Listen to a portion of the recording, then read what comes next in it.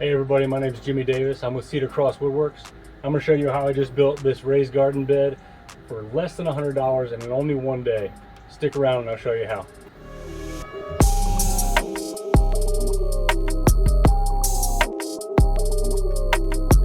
Alright, we're going to start this project out with a pile of wood and what appears to be a homeless man.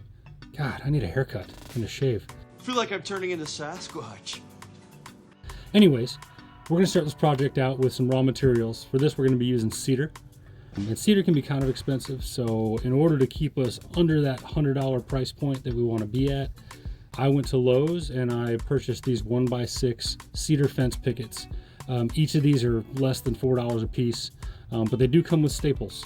So what I'm doing here is going through every single one of these boards, pulling out all the labels that have staples in them, and making sure that we discard all of the staples. We don't want those to interact with our saw blades or be sticking out in our finished piece at all. The next step is to separate our boards into the nice and the not so nice pieces. So you're going to want to take any pieces that are twisted or wonky or have lots of knots or imperfections, and we're going to toss those aside just for the time being. And then we're going to take any pieces that are nice and straight and flat with good clean faces on them, and we're going to put them in another pile, and these will be used for our show pieces that will be on the outside of our raised garden bed. I want this garden bed to be about 6 feet long, and since that's pretty much the exact length of these fence pickets, I can just cut the ends off of them, and I have all of my pieces for the front and back of my garden bed. And now we can sit back and just watch this homeless man cut some wood. Seriously though, it's like a caveman decided to start a mediocre woodworking business. Take a shower, shave your face. Next, I'll be cutting up all the pieces that will make up the legs of this raised garden bed. Now it's important to make sure that each of these pieces are the exact same length so that the garden bed is not rocking back and forth or uneven at all. To accomplish this, I have a stop block set up on this table saw, and I can butt up the piece against that and cut everything to the exact same length. The rest of the pieces that are needed for this build are going to be just under 2 feet long. I chose this dimension really just so I could get 3 pieces out of one 6-foot long fence picket. So once again, I will measure my length, set my stop block on my fence, and I'll be able to butt all my pieces up there to get uniform lengths. Now 6 of these pieces are going to be used for our end caps, so you're going to want to pick some nicer boards for those pieces. The rest of them are going to be used on the bottom of our garden bed, and you can go ahead and use those twisted, knotted, busted up, nasty looking pieces for those because nobody's going to see them. And now with all of our cuts made, we can move on to the fun part, and that is assembling this whole thing together. The first step in assembly is going to be putting our leg pieces together. Now each one of our legs is made up of 2 pieces that are butted up to each other at a 90-degree angle. To achieve this, I'm using the pocket hole jig to create some pocket holes, and we're going to hold it all together with some pocket screws. This will form a nice tight 90-degree angle and keep the garden bed nice and stable. So in an effort to actually gain some followers and not lose them, I decided to finally go take a shower, get a haircut, get my beard trimmed, so I can get back to work and actually look good doing it. Hey everyone! Come and see how good I look! So to start putting this whole thing together, I'm going to start with the end pieces. So what I have on the bench right now are 2 of the legs, and I'm grabbing 3 of my end pieces that we cut earlier, and I'm going to put them on the inside of the legs. Now, a theme throughout this entire build that you're going to see is overkill. I'm using glue, I'm using brad nails, and I'm using screws to make sure that this thing goes nowhere. In all actuality, you could probably just put this thing together with glue and it would hold up for a little while, but I think you want to have some sturdier fasteners in there, so I'm going all out with this one. So I'm taking glue and I'm putting it underneath of each one of these slats, driving it in with brad nails, and then I'm going to come back later and add screws as well.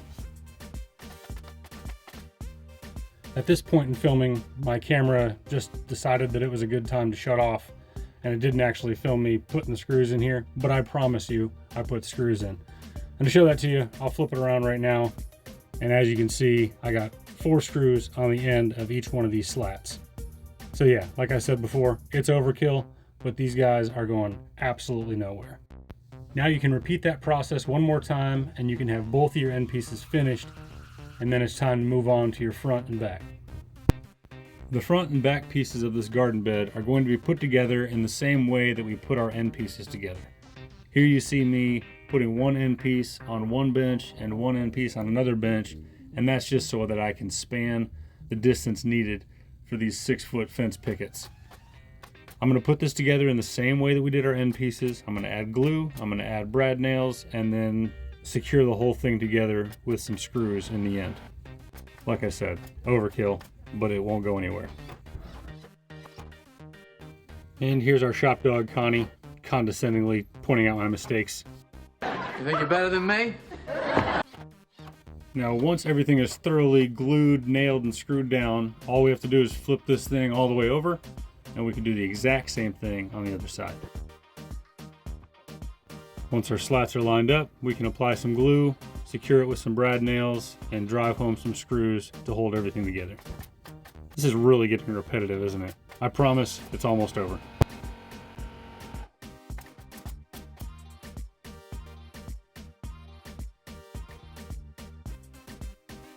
Once all those screws are in place, we can flip it up on its legs in its final position, and you can really get an idea of what this thing is actually going to look like. And you know what? I'm not gonna lie, it looks pretty dang good. Now, because this planter box is going to be carrying a lot of weight with all the soil and the plants and the water we're going to be putting into it, I wanted to add a third leg on either side for some extra support. So once I measure to find where the center is, have it marked out where it needs to go, I can start assembling them to the body of this planter bed. And yep, as you may have already guessed, I'm going to be using glue, I'm going to be using brad nails, and I'm going to be putting it all together with screws. So you can just deal with it. I will add a note here that when I'm putting the screws in, I'm going to be screwing them in from the inside of the planter bed so that they won't be seen from the outside, trying to keep the aesthetic on the outside to be free of any fasteners. And with that, I got 3 legs on either side. Check it out. When you work by yourself, you have to come up with unique ways of lifting heavy, awkward objects up onto your workbench. And here I actually had to get inside of this garden bed to get it up onto the workbench. Also, I'll mention that when I filmed this, I didn't actually have a workbench. I was using my table saw with a piece of plywood on top of it to be my work surface. I'm so glad that that is not the case any longer. The next step in this build is to add all of those smaller slats that we set aside to use as the bottom of our garden bed. Now I'm spacing these out roughly a half an inch apart from each other. I'm not really making them uniform spacing, I'm just getting them close. Again, nobody's gonna see the bottom of this thing, so it really doesn't matter unless you're a type A OCD type of person, which I am not. To attach these to the bottom, I know you're gonna think I'm crazy, but I'm only using screws. No glue, no brad nails, just screws. And I did this on purpose because I figure if I have to replace anything, it's probably gonna have to be one of these bottom slats. So this will make it much easier to take apart and put a new one in place if I ever need to do that in the future. And now that I have 1,000,000 screws driven in, I can finally rest.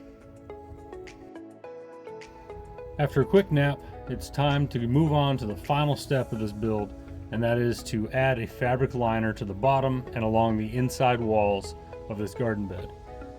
As I said before, I left gaps in between each one of the slats on the bottom of this garden bed, and that is great for water drainage, but it is also great for dirt drainage and other things that I don't want to spill out of the bottom. And since I'm going to be setting this garden bed on my back porch, I want to make sure that the only thing that drains out the bottom of this is water. As you can see, I start by lining the bottom of my garden bed first, and then bringing that liner just slightly up the wall a little bit. Then when I come back with the lining on the walls, I'll make sure that that drapes down over top of the fabric that I put on the bottom. Doing this will make sure that nothing falls in between the cracks and everything stays contained inside the garden bed.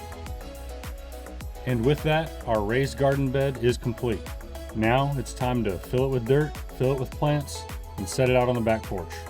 Probably not in that order.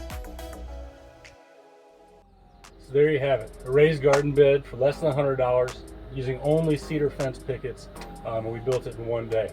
So thanks for sticking around and watching the video. If you liked it, please hit subscribe. I'd love to build that subscriber base. My mom is feeling kind of lonely on that list right now. So thank you again.